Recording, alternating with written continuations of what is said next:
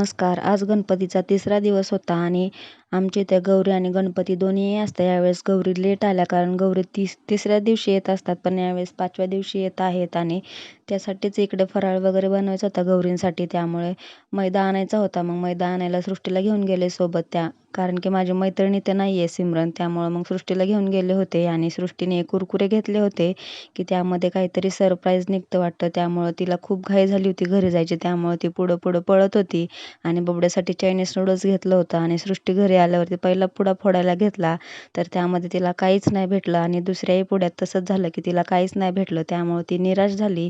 त्यानंतर लगेचच इकडं नणंदूबाईंनी शंकरपाळ्याचं पीठ मळायला घेतलं आणि पीठ मस्तपैकी मळून 10 मिनटं त्याला रेस्ट करायला ठेवलं. तोपर्यंत इकडे दही उकडून घेतला चकलीसाठी.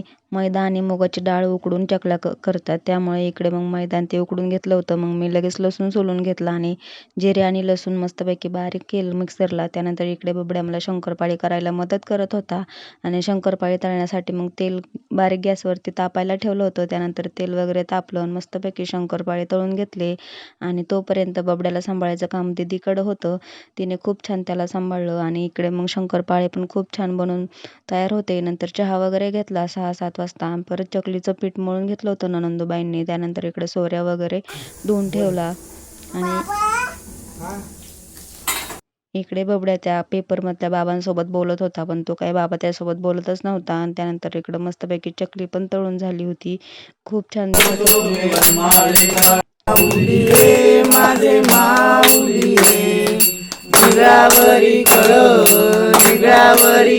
आणि आज आरतीसाठी माझ्या दोन्ही चुलत नणंदूबाई पण आल्या होत्या. तर आज नणंदूबाईंनीच मस्तपैकी प्रसाद वगैरे वाटला सगळ्यांना.